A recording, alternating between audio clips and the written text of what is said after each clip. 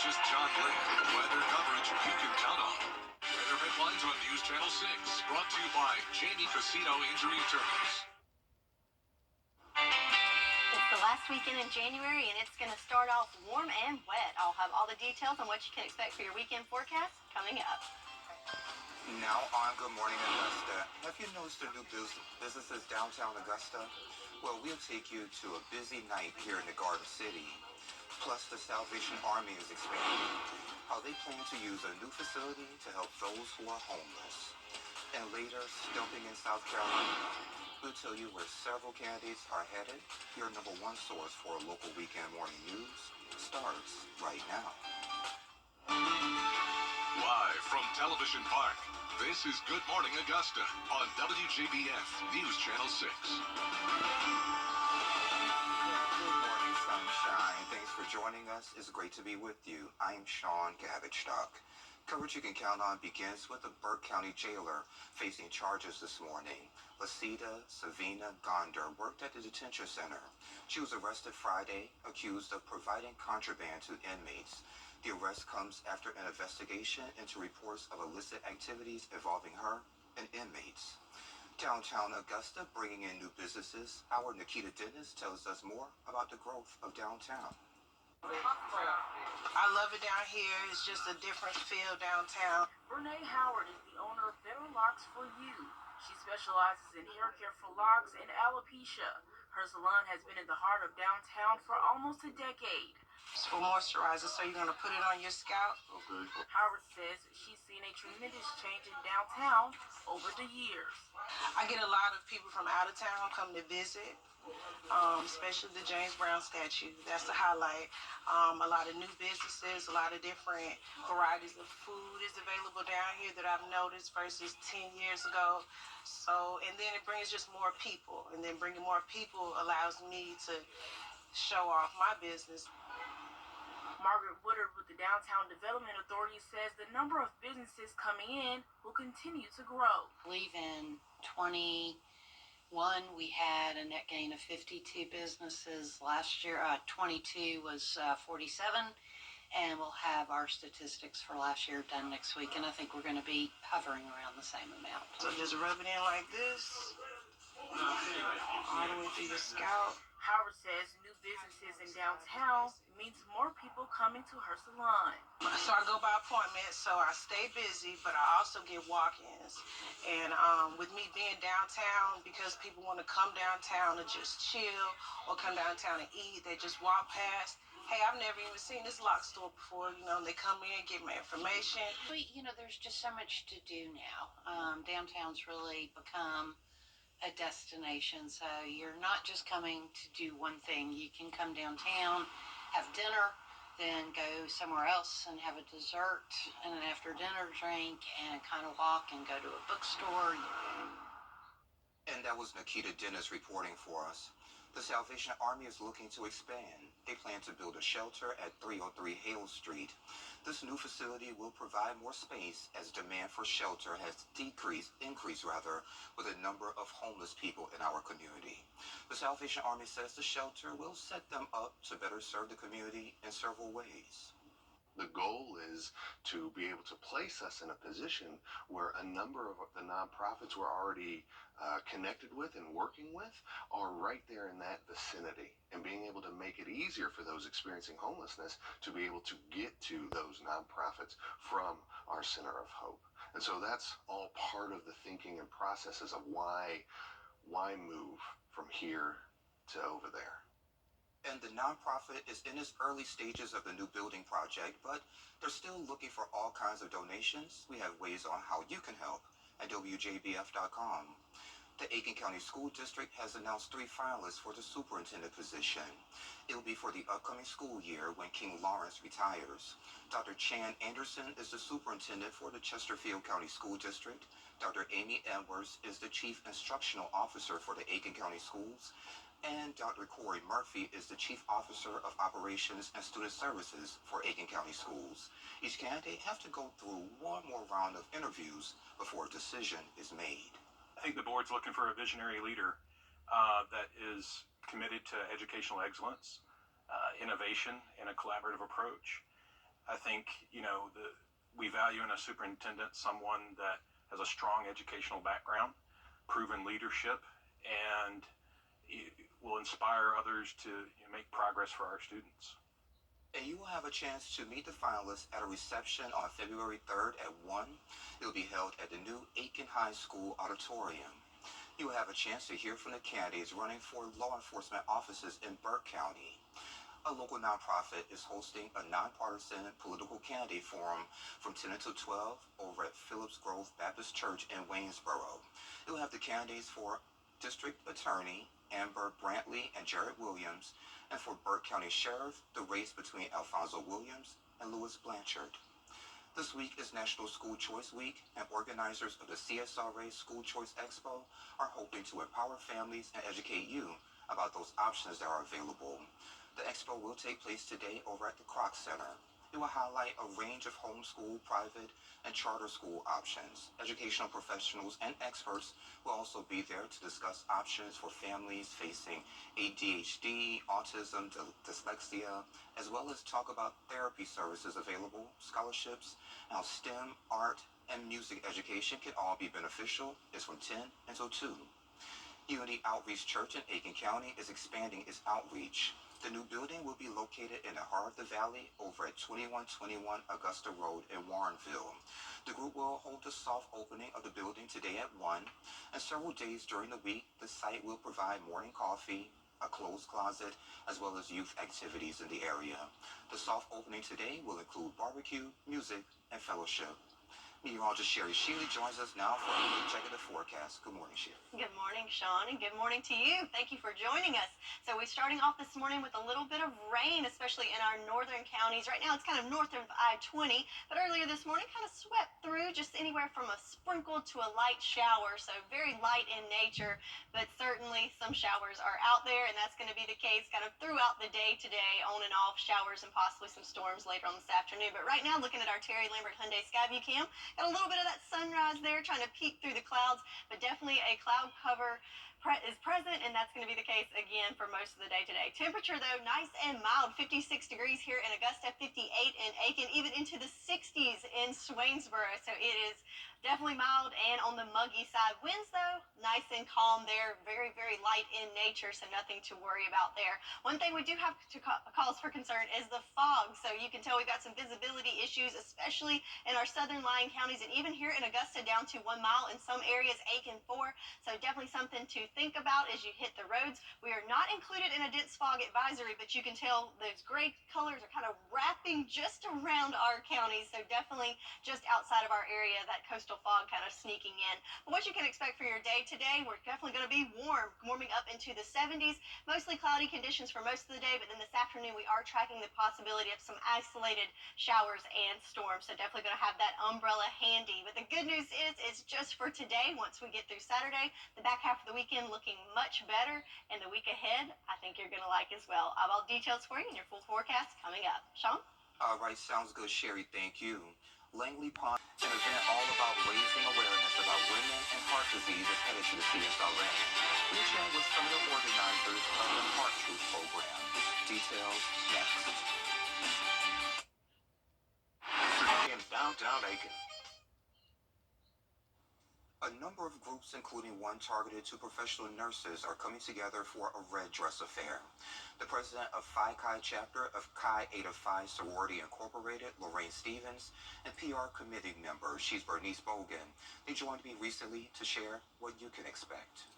And ladies, thank you for joining me today. Thank you so much for having us. No problem. Did I get the title right? Yes, you did. Good. Okay, I was worried about that. All right, let's get right to it. February 3rd, Good Baptist Church, 8 to noon, and young guys are also going to do it on Zoom, right? Right. Okay, so what can folks expect? We can expect to have several speakers regarding cardiovascular diseases, and particularly related to women, because heart problems seem to be quite different symptoms when it comes to women than for men. And we will have several speakers to talk about that, and then we're going to probably have someone to do some physical exercise for to show us how to keep ourselves involved without even running and taking long walks. Oh, I like that. Yes. And men will also be talked about as well, because that would be a difference between the symptoms, and men need to know what to look for with their wives or their better friends or whatever, Yes, ma'am. regarding heart health. And are you targeted to a certain age group for women? Particularly the well, all females, but particularly the seniors in maybe early 30s, 40s, because you can have people now, even children, having heart attacks. Yes, ma'am. So we're gonna try to address the whole gamut of ages. Yes, ma'am. Yes. Miss Lorraine, you said 9 organizations will be there. That is correct, Sean. We have partnered, this is our 13th year of partnering with these organizations. We have the same objective in mind, which is to raise awareness to women of all ages and empower them to come up with ways to reduce their risk for heart disease. Just to name a few of those organizations, it's the local chapters of the Alpha Kappa Alpha, Delta Sigma Theta, Makerson Dental, the Links of Augusta, the Good Shepherd Baptist Church Healthcare Ministry, the Young Adult Ministry of Bethel AME, Perry Publishing and Broadcasting, and the local alumni chapter of Spelman College. Wow. Just to name a few. And they have been partnering with us for the last 13 years to make this event successful, to provide information throughout our community. Also, at the Heart Truth program, one of the things that we do is we give out our scholarships. That's the time that we give out our scholarships. That was my next question. To the deserving nursing students. We reach out to each college and university in our vicinity. There's some criteria which has to be met. We do have a scholarship committee that makes sure that everything that is supposed to occur actually occurs, and the scholarships are given out to those individuals on that day. Yes, ma'am. And registration is needed, right? Yes. But Yes. it is free. Yes. It is free to the public, but registration is required. And, you know, we will be at the Good Shepherd Baptist Church on Olive Road, and we will make sure that you have a flyer with the registration link and a QR code. Yes, ma'am. And I have that on the screen right there. So if you have your phone, you go ahead and scan that QR code and get registered. You guys were also telling me Zoom is going to be limited to a certain number of folks. Yes. Only the first 100 that register for Zoom will be granted, but we may be able to increase that. So if someone tries after the 100, we may be able to accommodate. Okay, I hope so. So Yes. sign up early. Yes. Exactly. And then That's y'all the said key. box lunches. You know, you got me when you said something about food. Oh yes, yes. Yes. We will provide box lunches. And several things you guys have coming up after this. You have a blood drive and a youth workshop. So as Lorraine, you were telling me something about the blood drive. You were trying to get me to sign up earlier. So tell Yes, us and about I that. would love for you to sign up. We're preparing for our Southeast Regional Conference that will be held in Jacksonville, Florida, March 13th through the 17th. That city is a biomed city, so this year we will be doing a virtual blood drive. There is a registration required. We represent the Southeast region, and we are a Phi Chi chapter, as we have already stated. So there is a link to register, and then you would put in the Southeast region, Phi Chi chapter, and they will, once you register, a link will be attached to you based on your zip code, where you can go locally and donate blood. The blood is needed for people, especially people of color who suffer with sickle cell disease as well as lupus. That is one thing that's coming up. Also, in March, we will have our annual kidney month, where we go into churches as well as the community and talk about kidney disease and how it relates to hypertension and what we can do to prevent some of these things from coming about. And Ms. Bogan will tell you about our event that's coming up in April that we're sponsoring. Yes, in April we're going to be sponsoring a youth workshop, and it's going to be at the Allied Health Services at AU, and we're going to be addressing some of these same issues that we address regarding adults. With youth, that we seldom do address these things for the youth. That's true. Yes, and we'll have registration for that as well. But the one thing is that the youth will have to have somebody to be with them, their parents, a guardian, whom an adult, Yes, ma'am. to come to the workshop. Okay. And it will be free. Okay. I love free 99. All right, ladies. So this event that's coming up is February 3rd, Good Shepherd Baptist Church, 8 until noon. You got to register, and the QR code and the website is right on your screen. Thank you for joining me. Thank you so much, and thank you for having us. No problem. All right. And Sherry has a check of your live Viper State forecast in less than 3 minutes. Weather headlines on News Channel 6, brought to you by Jamie Casino Injury Attorneys. Over the last... Or call us to schedule your personal appointment today. Now, your most accurate forecast with WJBF Live Viper 6. Good Saturday morning to you. Let's start off by looking at our Terry Lambert Hyundai Skyview cam over at Doctor's Hospital. See, we've got a little bit of sunshine trying to peek through that blanket of clouds there. And also notice it's a little hazy there as we have some issues with visibility this morning as fog is sneaking into the area. Here in Augusta, visibility down to 1 mile. So please keep that in mind as you head out this morning. Good news, winds are nice and calm and temperatures are mild, 57 degrees and feeling muggy out there. So very sticky air there. Looking at our live Viper 6, we did have some showers move through overnight into the early morning hours this morning. Now they're just kind of north of I-20 and very light in nature. I'd say anywhere from a sprinkle to a light shower as that first round moves through this morning. Looking at the bigger picture here with our satellite and radar, you can see the bigger bulk of the system is definitely still to our west. Just a few prefrontal showers moving through this morning, but again, the main show is on its way associated with this low pressure system that is going to be tracking our way this afternoon, bringing us a better chance of rain then. So notice where that front was is lined up perfectly with our temperature gradient here, as we are definitely on the warm sector of things in those upper 50s. Back behind it, much cooler, drier air on the way that's really going to change up the forecast next week. Farmers forecast looking great there, just a teeny tiny little sliver of that first level of drought there from Wilkes to McCormick counties, as it hasn't been a pretty wet January, and we're going to add even more rain to that gauge today with a 40% chance of showers. If the rain's not for you, the good news is it is short term. As Saturday, we have a 40% chance, but then check it out. Going to put that rain gear away as we're going to end the month of January and start the month of February on the dry side. So for today, though, do want to mention there is a marginal risk of severe weather in our northernmost counties there. Again, that is the first stage, which is just the chance of some isolated severe storms are possible. The ingredients are there, but I do think most of this is going to track to our north, but just keep that in mind if you're in that neck of the woods, that you do have the best chance of seeing some storms this afternoon. So let's track it out here with our 48-hour futurecast.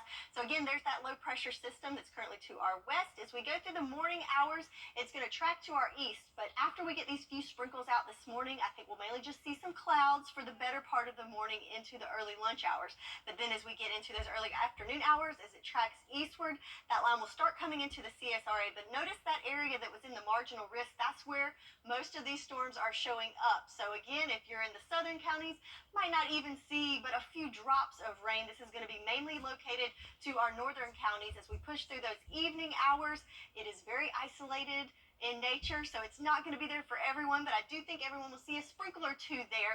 And then as that front moves through, again, very scattered in nature overnight, and after the front, nice and dry air behind it, and we'll start clearing out for Sunday and back to sunshine for the start of the week. So again, just have to get through this Saturday, have the rain gear handy, but again, it is very scattered in nature, and just the chance of those isolated storms mainly concentrated in our northern counties. But it is going to be a warm day for everyone. Temperatures well above average in those mid 70s, overnight lows warm again in the upper 50s. But then once that cold front comes through, we'll start to see a change in temperatures, about 10 degrees cooler for Sunday, getting closer to average in those 60s, and we'll start to see the sunshine as those clouds clear out. So we've been on quite the roller coaster of temperatures, right? So we dove way up this last week, but what goes up must come down, and we'll start to see those Temperatures moderate out back to more average seasonable temps in the upper 50s to 60s next week. And again, our low temperatures, I'm tired of these warm, muggy nights, and we've got some much cooler, drier air right there at average, which looks good to me. And the good news is I have an extended outlook, looking like we're going to start off February right where we should be at average as well. So again, we've got just some showers and storms that we're tracking for your Saturday. Again, mainly going to be in the afternoon hours, and I think our northernmost counties are going to see the most out of this. But then once that cold front pushes through, we're going to see clearing on Sunday and have cooler, drier air back behind that front. And not a total washout. Not a total washout, no. Sherry, thank you. Another side of the Stanley Cup craze. Details next. I did know that, and I approve this message. Hey there, time to take a look at what's trending. TikTokers are raising concerns over the viral Stanley Cups that have taken over the internet. People are claiming that the tumblers can contain lead, which could pose a risk for lead poisoning. Stanley responded, saying the vacuum installation technology they use to keep the ice frozen for days requires a component that contains lead, but is inaccessible to consumers. In a statement to Today.com, the company says the lead could only become exposed if the cup gets damaged, and is very rare. That was probably somebody that just started that trend because they want a cup and they can't get one, so they're like, hey, let's plant this so nobody will buy them. Maybe. Well, you know, I'm saying it's always something whenever you get something, it's some problem with it, so. Yes. I don't know what to say about it. I'll go with what you said, Sherry. Yeah. Well, coming up on Good Morning Augusta, an update on former President Donald Trump's civil case against writer E. Jean Carroll. We have those details coming up, but first let's head to New York, where Gio Benitez is standing by with a look at what's coming up on Good Morning America. Good morning, Gio. Coming up here on GMA's stunning verdict, former President Trump's reaction after a jury ordered him to pay $83.3 million to E. Jean Carroll for defamation. Plus, widespread weather watches in effect, the latest on the weekend storm sweeping the Deep South to the Northeast, and more on the floods, fog, and record spring-like temperatures. Our weather team has it all, of course. And in the skies, the Boeing MAX 9 takes flight after that door plug incident on an Alaskan Airlines flight, grounded some MAXs 3 weeks ago. And on the seas, cruise comeback. The world's largest cruise ship set to sail later today. We're going to tell you about the cruise lines making waves right now. That is all ahead right here on GMA. We'll see you soon. Well, the role of teacher has changed so much over the years. Teachers have had to adapt from their lesson plans in the classroom to teaching virtually. But what hasn't changed is their love for their profession and their love for the children. Hi, I'm Marla Schultz with Kroger. Teachers do an extraordinary job educating our children and preparing them for the future. Help us honor these special educators. If you know an outstanding teacher, nominate them for the Golden Apple Award at WJBF.com. Nolan Song. The WJBF Live Viper 6 Skyview Network is sponsored by Terry Lambert Hyundai. Low prices, big selection, and committed to quality customer service. Live from Television Park, this is Good Morning Augusta on WJBF News Channel 6. It's 7:33. Thanks for staying with us. I'm Sean Cabbage-Stock. A verdict has been reached in the civil defamation trial against former President Donald Trump. The jury awarded millions to writer E. Jean Carroll yesterday for Trump's continued social media attacks against the columnist over claims he sexually assaulted her. He repeatedly said that it didn't happen. She testified that Trump's denials shattered her reputation as a respected journalist who told the truth. In a statement, Trump called the verdict absolutely ridiculous and a political witch hunt. News Channel 6 is your local election headquarters, and Nikki Haley will bring her Republican presidential campaign to the upstate today. The former South Carolina governor and UN ambassador has a rally planned at Molden High School tonight at 6. The doors will open at 4. Early voting for the Republican primary in South Carolina begins February 12th. The final day of voting will be Saturday, February 24th. President Joe Biden will be in Columbia today to headline the South Carolina Democratic Party's First in the Nation dinner. South Carolina's Democratic presidential primary is a week from today on February 3rd. And a reminder for you, South Carolina does not require you to declare a party affiliation, but you can only vote in one primary. While Haley and the Bidens are busy campaigning in the state, that's not the case for Haley's former boss, Donald Trump. At this time, the former president's campaign has not scheduled any campaign events in South Carolina. The state's Republican primary is Saturday, February 24th. And you can count on us to stay up to date on all of your election headlines, the latest both on air as well as online at WJBF.com. It's election coverage you can count on.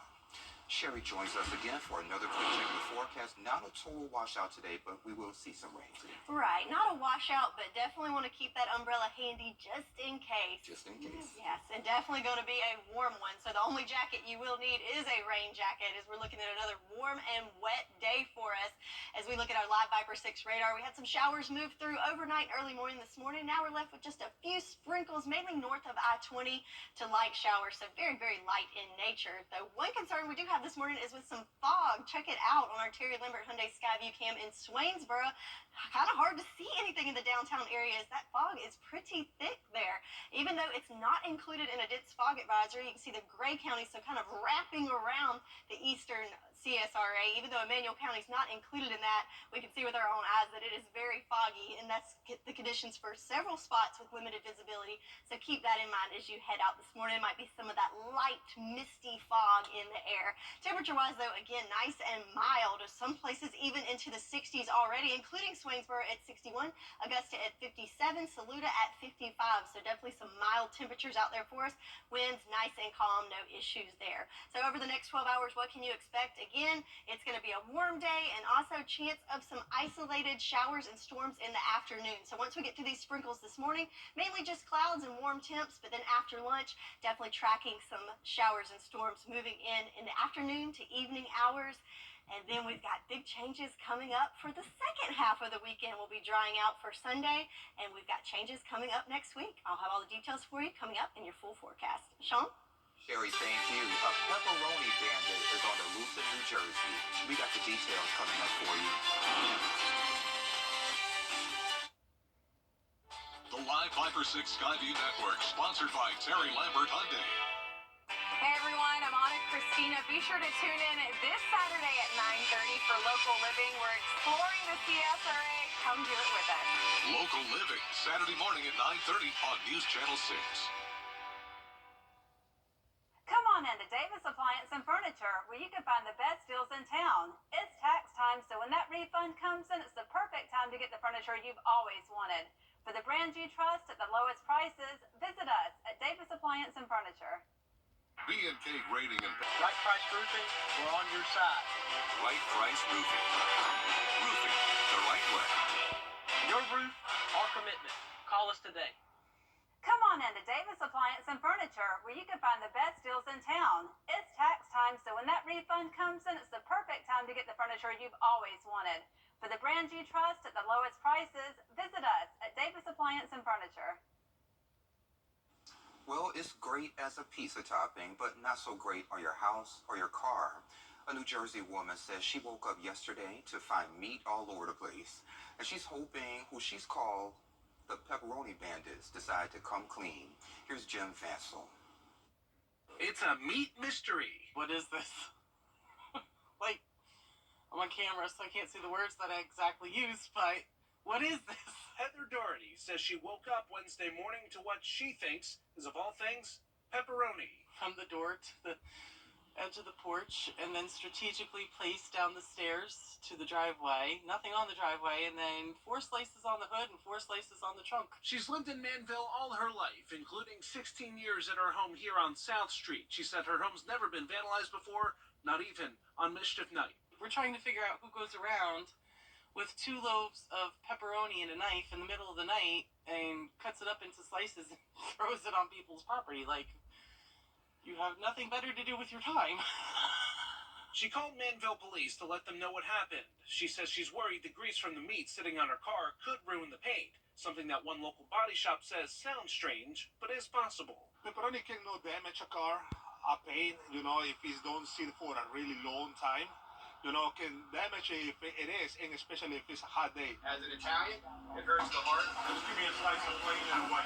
Spending a lifetime in the business of pepperoni, owner of Manville Pizza, Anthony Daniello, says the meat looks larger than the kind you'd use on pizza. Certainly of the family of pepperoni, salami. Exactly what one I can't be certain. It is funny, however, it's wrong. It's wrong. You should not be trespassing. You should not be vandalizing people's properties. Like, you know, I mean, I even made a joke and called them the pepperoni bandits. Whether it's a bandit or bandits, Doherty can't help but smile over something this bizarre. Good luck to the bandits. Good luck to the bandits. Sherry has a check of your forecast coming up next. Start something new sales event at Waynesboro Chrysler Dodge Jeep Ram. Rates as low as 2.9%. New Ram 1500 Bighorns, 2.9% for 72 months. If you can't come to us, we'll drive it to you. Good to go Waynesboro.com. Coleman Services cares about our community. Can do it all. Beat the deadline now through the end of the month. Start something new sales event at Waynesboro Chrysler Dodge Jeep Ram. Get instant credit approval. 3.9% on Jeep Grand Cherokees. Good to go, Waynesboro.com. The WJBF Live Viper 6 Skyview Network is sponsored by Terry Lambert Hyundai. Low prices, big selection, and committed to quality customer service. Now, your most accurate forecast with WJBF Live Viper 6. Looking at our Terry Lambert Hyundai Skyview cam at the airport, we've got lots of cloud cover there, a large blanket of clouds, but check out the flag there, nice and calm, as that's the case with our winds, so very, very calm there. And the temperatures are nice and mild, even warm, even 57 degrees, and feeling even stickier than that as humidity is very high, and the visibility is also low as we have some issues across the CSRA with some fog, kind of a fine, misty fog in lots of areas, especially around water and low-lying areas, so keep that in mind as you head out this morning. Temperature-wise, we are definitely in the warm sector of things. You can see these warmer colors, 50s and 60s, but back to our west, notice the cooler colors. So that is where a cold front is located. So as it moves our way, we will see some cooler and drier conditions. But right now we are on the other side of the front and seeing some prefrontal moisture coming through overnight, mainly in our northern counties. And right now kind of left with just a line of sprinkles to light showers just along I-20 and to the north.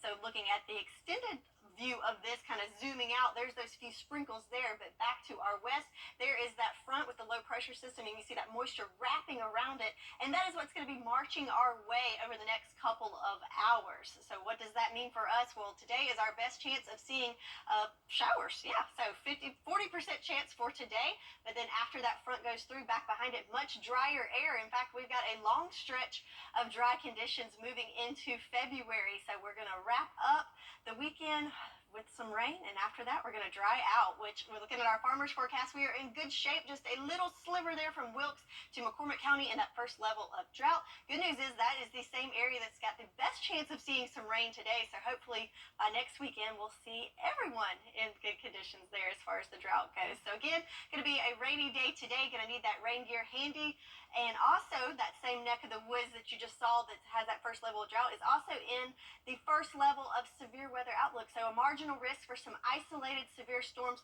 possible. The ingredients are there, not a guarantee, but definitely going to be weather aware if you're in that neck of the woods today. So let's break it down with our future cast. So there's that system to our west this morning. Again, just some few little showers there moving through this morning, but once that goes through, then in the early afternoon hours around lunchtime, we'll mainly just see some clouds. But then as that front marches towards us in the early afternoon hours, I do think it's going to start to break apart and not really pack much of a punch there for all of us. But notice that same area where that marginal risk, that's where I think we'll see the best chance of seeing some storms and definitely showers. But for the rest of us, it's going to be very scattered in nature. I'm thinking light to moderate showers in the afternoon to evening hours. But as that front comes through in the overnight hours, back behind it, notice the showers move away and we're just left with some clouds for the first part of Sunday, and then we will see some clearing as we go through the day on Sunday. Lots of sunshine to soak in, and again with that passing cold front, we will see cooler air behind it as well. So for your Saturday, we've got those scattered showers and possibly some storms, especially for our northern line counties, and warm temps in the 70s. But then after that front, we'll see a little bit of cooler air already moving in on Sunday, about 10 degrees cooler in those mid-60s with lots of sunshine, and even colder air settling in behind that. So we went up in temperatures last weekend. Now we start to descend, and we're looking at more seasonable temperatures moving into next week. And our extended outlook looking like the average temps are going to stick around. So hopefully we'll get rid of those roller coaster temps for a little bit and get to enjoy some consistency. Once we get through the rainy day today, we're looking at sunshine and more seasonable temps. That's your forecast, and we'll be right back. Weather headlines on News Channel 6, brought to you by Jamie Casino Injury Attorneys. The live Vipers call today for that free in-home estimate.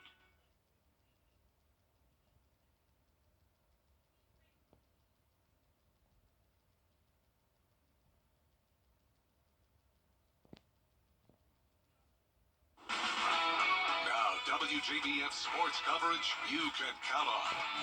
It was the biggest women's college basketball game of the season so far, and the #1 South Carolina Gamecocks passed a really big test, rallying from behind to beat #9 LSU, taking down the defending national champs on the road. Game tied at 70 with 1:14 on the clock. Hall sends it to Pow Pow, who gives it right back, and Bree Hall makes the go-ahead three-pointer as the Gamecocks rally back from an 11-point deficit to get the win 76-70.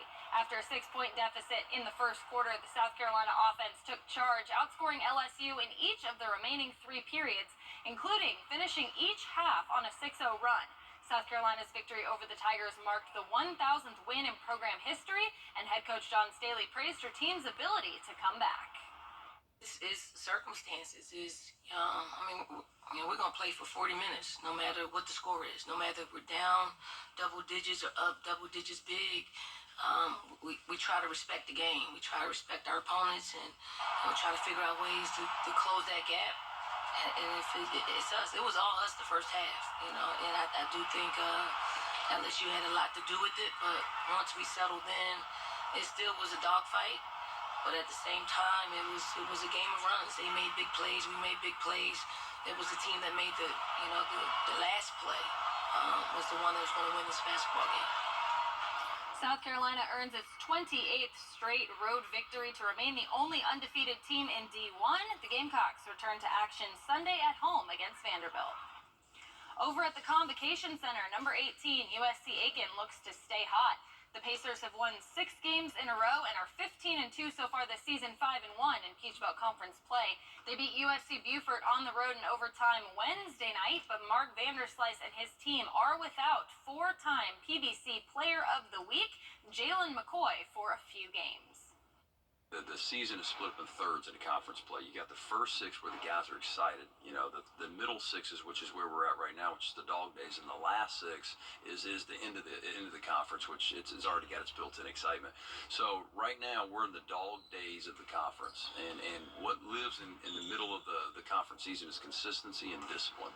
If those guys continue to maintain their poise, continue to stick with our identity, and stay consistent, it puts us in a much better position at the end of the year when it's not as hard to motivate guys when you get to the end of the year, because that's conference tournament time. The Pacers are on the road on Saturday at Clayton State, back home for 6 of the final 8 Peach Belt games, including number 10 North Georgia next Wednesday. A little closer to home, Cross Creek hosted ARC on Friday as the Razorbacks looked to remain in first place in the region, leading 23-17. Ty J. Hurd finds A.J. Clark under the bucket, putting Cross Creek up by 8 with 6:15 to play in the third quarter. But ARC responded with an 8-0 run, capped off by a putback from Ty J. Albright, and the Musketeers cut the deficit to just 2. 1 minute on the clock, ARC down by 1. Albright's shot is off, but Ahmad Anthony is there, and the Musketeers take their first lead of the game, 31-30. But in the final frame, it was all Cross Creek as the Razorbacks went on a 10-0 run to close out the game, led by Jaden Priester. 6 of his 11 points came in that final stand, but the game leaders on the night with 14 apiece were Ty J. Hurd and Kylan Clark as the Razorbacks get a huge region win over ARC 55-45. They will be back in action on Tuesday for a rematch against their only region loss, the Salem Seminoles. And finally, SRP Park will host a showdown between the Georgia Bulldogs baseball team and the Georgia Southern Eagles on Tuesday, March 5th. Georgia Southern University will be the home team with first pitch slated for 6:35 p.m. Gates will open at 5, and individual tickets will go on sale to the general public next Friday, February 2nd. That'll be at 10 a.m. You can purchase those at www.greenjacketsbaseball.com. And that does it for morning sports. The WJBF Live News. And we'll see you back at 9 o'clock. Bye.